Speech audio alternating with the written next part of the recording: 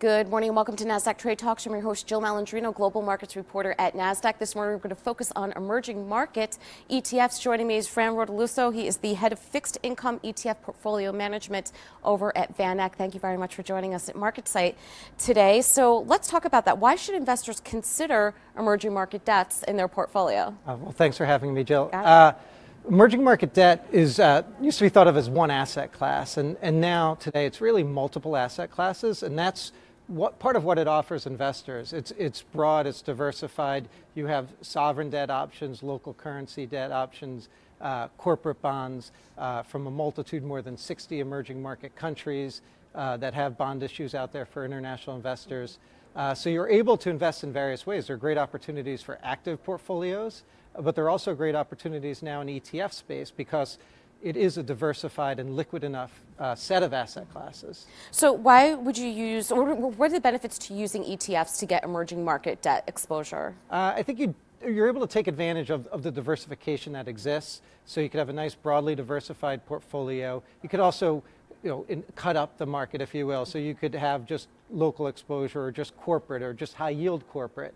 But also ETFs provide that transparent secondary market liquidity in your holdings, so that if you wanted to be more tactical with your exposure to EM, it's advantageous. And of course, they tend to be a lot more cost efficient than other ways of gaining exposure. So what's interesting in the emerging markets right now? We've seen a lot of interest in the local currency debt space over the last couple of years. After several years of underperformance, those markets have done well. Sort of base case scenario that's gotten people attracted is that emerging market fundamentals on the ground have been strong relative to developed markets in terms of growth, in terms of debt dynamics.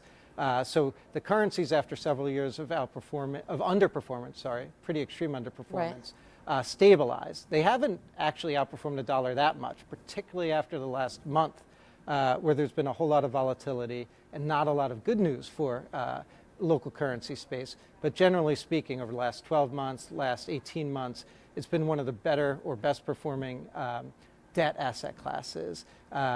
Again, it's also fairly highly diversified. You tend to have higher quality issues in the local currency space than you do in the broader dollar space. Just in order for them to enter these indexes, these countries need to meet certain requirements. Well, what if you're concerned about the currency risk? Oh, yes. So as I mentioned, there are plenty of hard currency or U.S. dollar emerging market debt products and out there.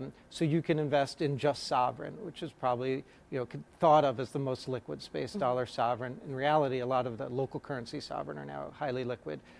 You could invest in corporates if you want a little more yield or diversification in some areas.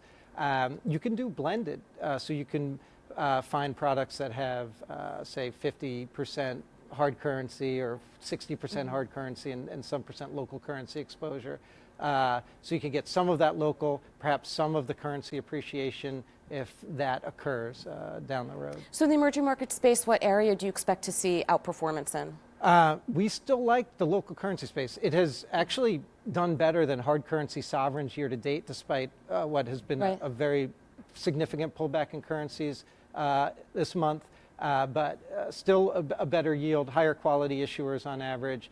And we think some of the currency movements recently, some were justified, by the way. I mean, that's the thing about emerging markets. Countries that aren't performing well or that have a surprise election result, they do get punished by the markets and our currencies will weaken. But they also still do tend to overshoot.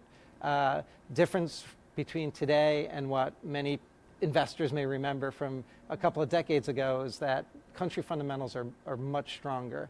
And we think some of the recent volatility in currencies is a bit overdone. That's the big question. Is this a trend that's going to continue on the currency front, or is it a better entry point? All right. Well, thank you very much for joining us at MarketSite. And thank you for joining me. I'm Jill Malandrino, Global Markets Reporter at Nasdaq.